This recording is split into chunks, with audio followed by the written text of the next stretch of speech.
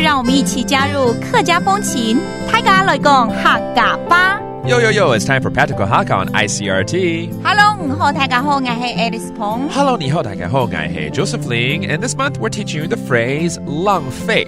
Long fee. Long fee, okay? If you want something to last long, let's not long fee, okay? 浪费, that is to waste.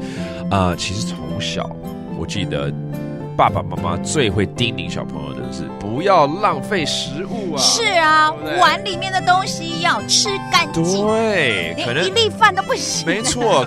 Since we were little, we are reminded not to waste our food. And let's put you in that situation since we're teaching you the phrase 浪费 or waste. Okay? 你东西不吃完吗？ Aren't you going to finish your food? 东西东西唔是太黑嘛，唔是太黑嘛。东西唔是太黑嘛。OK， 东西就是你的东西，唔是太黑嘛，不吃完吗？是啊。是 is to eat and 唔是太 that means you're not gonna eat it at all. 我已经吃饱了啦，想要打包回家。That means I'm already full, but I'm gonna, wrap it up and make it to go. 我已經吃飽咧。我已經吃飽咧。上愛大寶帶轉去。上愛大寶帶轉去。所以帶轉去是就是帶回去嗎？然後是大寶。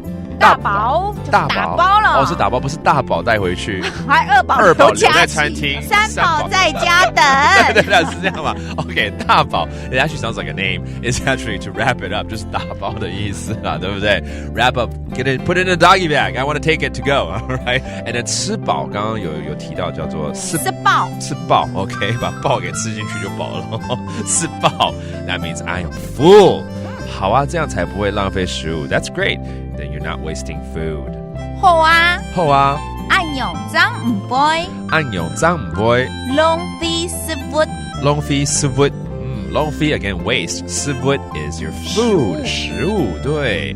Let's review some of these phrases such as 吃飽了 I am full. 吃飽嘞。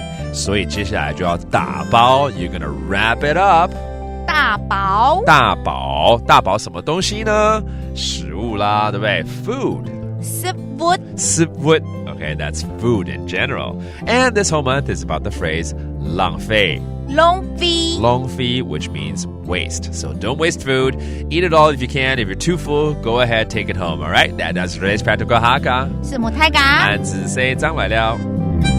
客家风情由客家委员会监制。 We Love Hakka has been brought to you by the Hakka Affairs Council.